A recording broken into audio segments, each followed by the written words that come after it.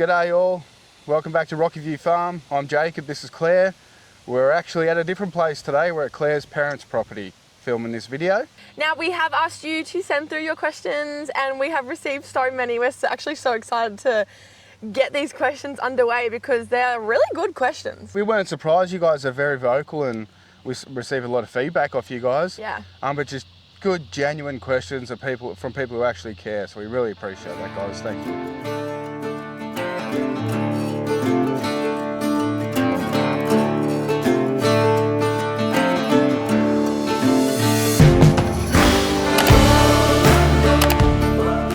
So we just come down here to film this Q&A video and we were just setting up with chairs and cameras and Zadie all of a sudden starts, she was more yelping.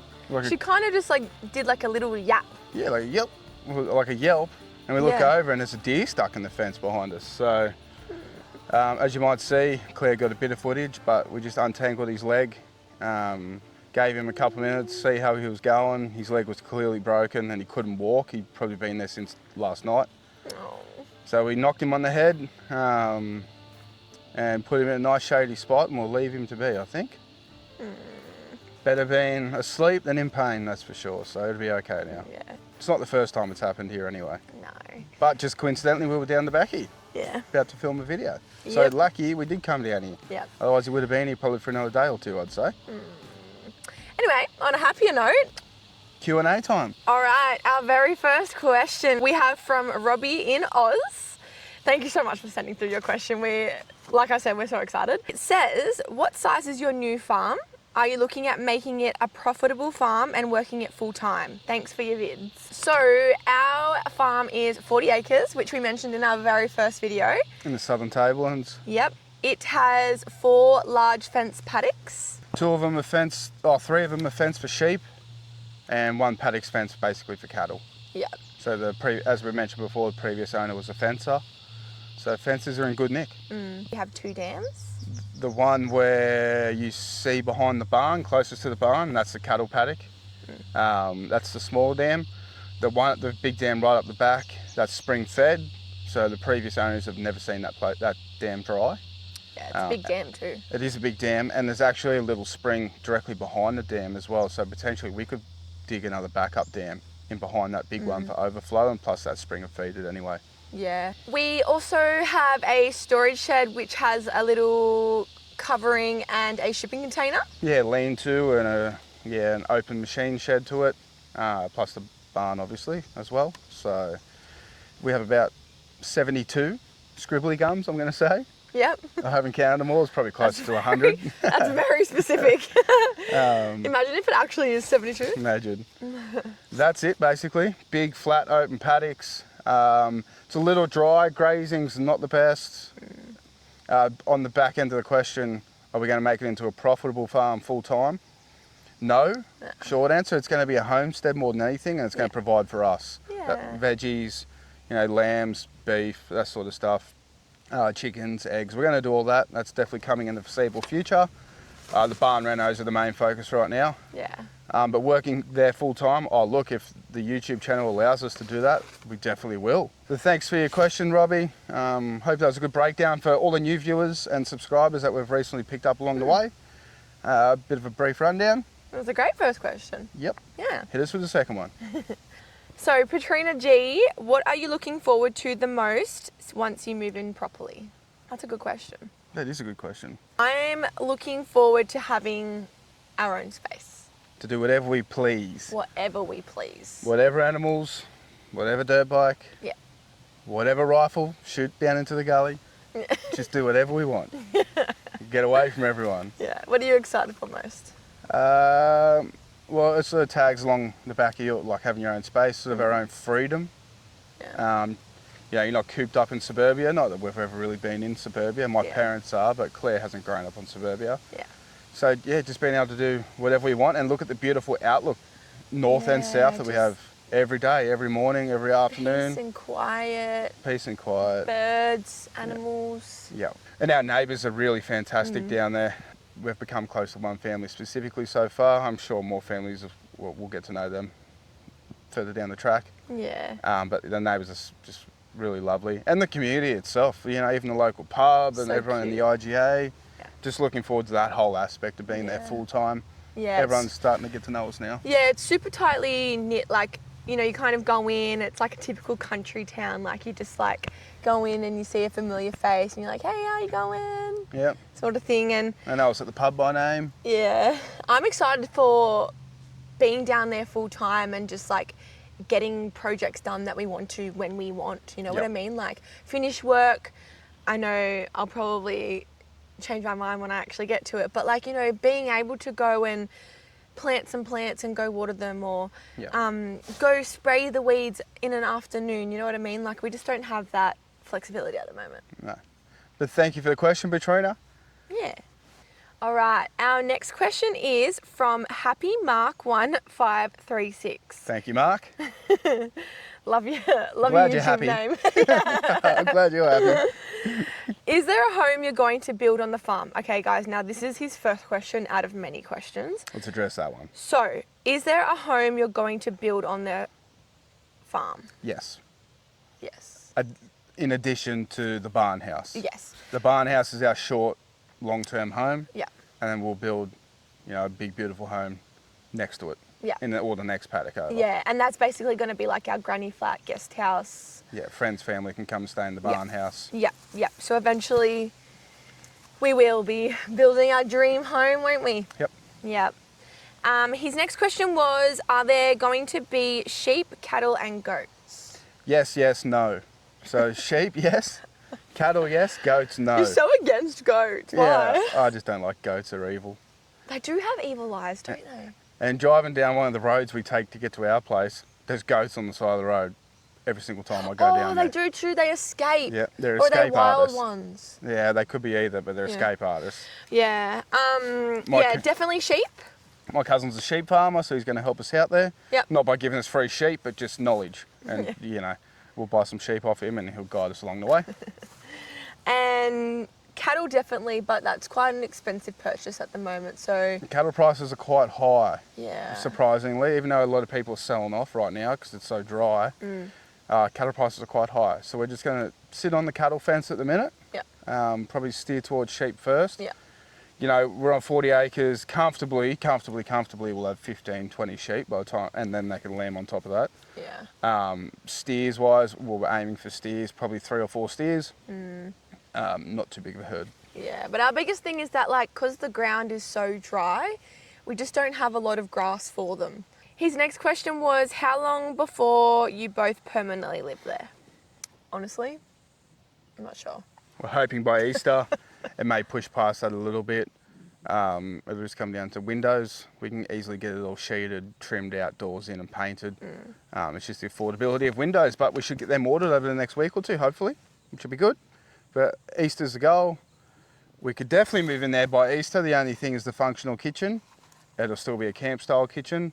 I can make do with that. Claire, on the other hand, we'll have to have that conversation. That was the first time we've had that conversation. Another one. So we've got 2 more questions in this question.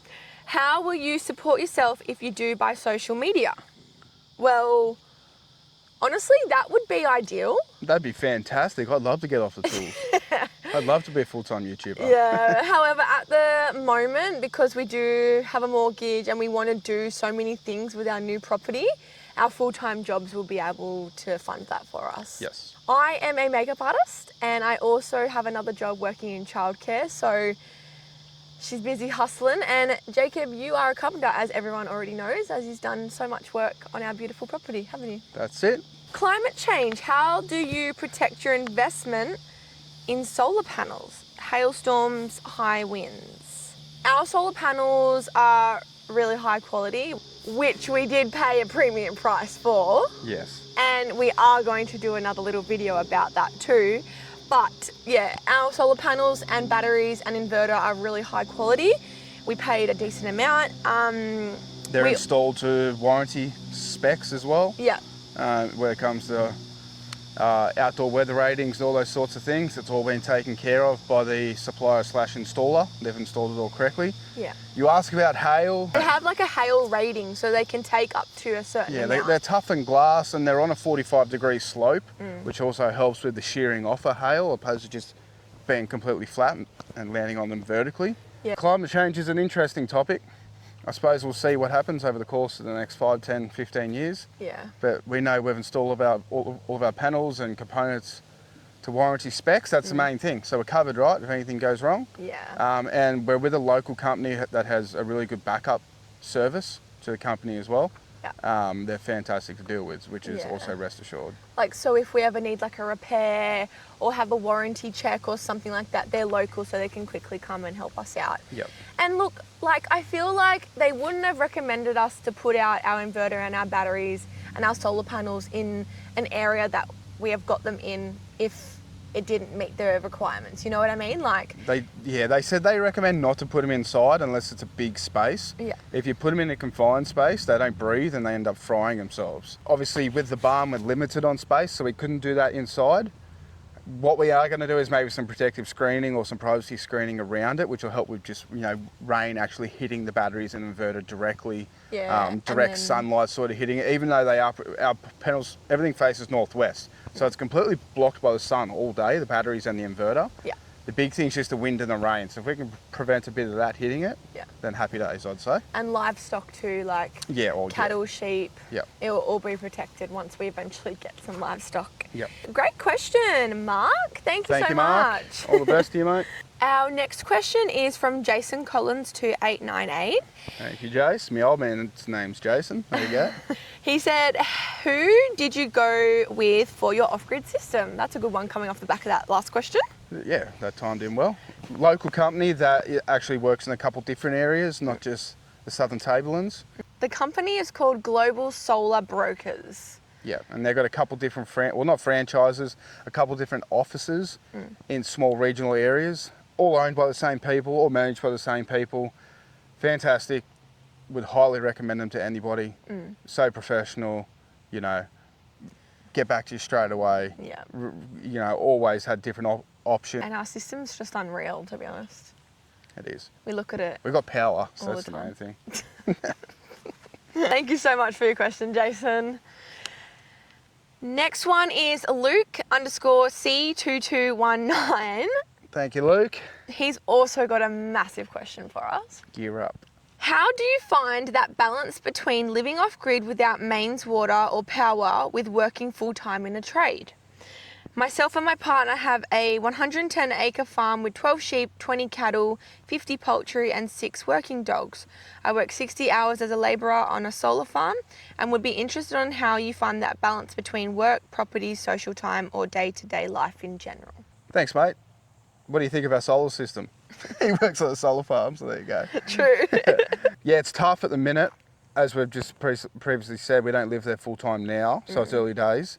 I basically don't have weekends. I'm down there every single weekend, whether I'm doing carpentry work, building work, or just a bit of maintenance work around the place, chopping firewood, whatever it may be. So now it's hard to manage that time. It's a busy time for both of us. Yeah. We'll see how we juggle that when we're there full time. We'll be able to manage, there'll be less travel involved because now we're just travelling back and forward, back and forward, back and forward. It's a lot. Yeah, it's a lot, but it's good. It's definitely not a bad thing. Just a little bit tough at the minute, but hopefully by Easter, if we're there, or if not slightly after Easter full time, then we'll be able to come back to this and see how we're going and reassess after 6 months of living there. Yeah, and like I touched on before, like when we're living down there full time, I think it will be so much easier for us because, we'll have those afternoons where we don't have to travel back here to mum and dad's. Like, we'll have the afternoon to do something and you'll have weekends where you can just wake up in the morning and then get out there straight away. You don't have to travel down the day before or whatever. Or even weekends just to chill out. Yeah. We just wanted to add some more stuff in. So, the reason why we're doing this Q&A so early on is we can look back in 6 months or 12 months time and go, right, here's all the questions we were hit with. Here were our answers. Have we done this? Have we changed our mind? What's ended up happening? Yeah, a bit of like a thing to look back on, a bit of a progress video. A progress video, way to check in. Yeah. early on in the piece for you guys to get to know us a bit more. You know, we don't want you guys watching all these videos of these people you don't really know. Yeah. So we thought we'd get this done early on. Yeah, and I feel like we get so many comments in our comment section on the videos that I thought, why not put it into a video? Like, let's just make like a whole thing about it. So I really appreciate you sending through all your questions, and keep firing questions away on this one. Actually, you know what? Please add a bunch more questions to this Q&A video when it's uploaded, because we'll come back to this Q&A video and we'll use a bunch of these questions that you guys put down beneath this. But for now, if you want to know more about Rocky View Farm and everything we're going to be doing, head to part 2 of this video. It'll be coming up in a few days' time. Thanks so much, guys. This is Claire and Jacob signing off for Rocky View Farm. See you in a couple days' time. Bye.